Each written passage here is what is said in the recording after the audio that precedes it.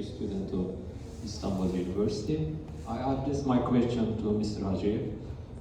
The occupation of Azerbaijani territories by Armenian armed groups in 1990s caused a mass destruction of our cultural heritage sites, and also the displacement of nearly 1 million Azerbaijani people. I am one of those IDPs. All of my relatives were displaced, and our cultural heritage sites were destroyed.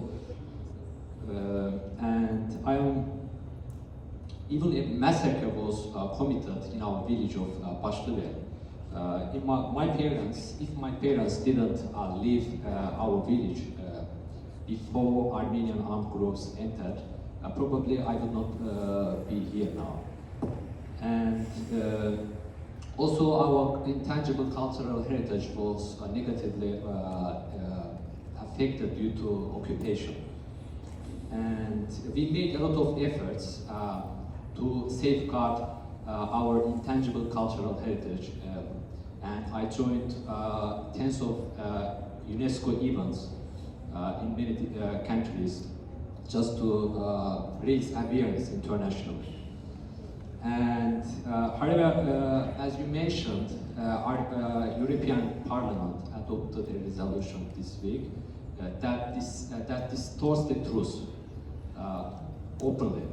And my question is this: what is the reason behind this hypocrisy regarding the recent resolution? Thank you. I think Fazıl has a good point in terms of politics. Whether you sit on this side or that side, it can be divisive, but when it comes to sort of the preservation of cultural values, it's a much more universal ethos, and we're even seeing disinformation there. Thank you, Fazıl, for your question. Armenia-Azerbaijan Council of Armenians War Against Azerbaijan, it really started with an information warfare, an information blockade. In the early 90s, Armenia unleashed a war on occupied cities of Azerbaijan and conducted massacre. Under such circumstances, US Congress adopted 907 section as if Azerbaijan attacks Armenia. That is the irony of this modern war. And then the process continued. And also, after the liberation of the occupied territories of Azerbaijan, really, I have never seen in my life such a level of destruction. So more than 9 cities of Azerbaijan have been erased. 67 mosques of Azerbaijan have been destroyed. As a matter of the humiliation against the Azerbaijani people, they have put in a pigs in the mosque. And entire cultural heritage of Azerbaijani people have been destroyed. But have we ever seen reflection of these human stories, including the stories of the people like Fazıl in some of the media outlets, including the Le Figaro? No. But the Le Figaro on a daily basis writes that Azerbaijan conducts destruction of Armenian cultural heritage. My question is that where? How? Give me the facts. No facts. Have you invited him to? Of course, we invited them, and we have taken the ambassadors, we have taken the journalists on the ground. They made their own fact-finding mission on the ground. There is no reaction.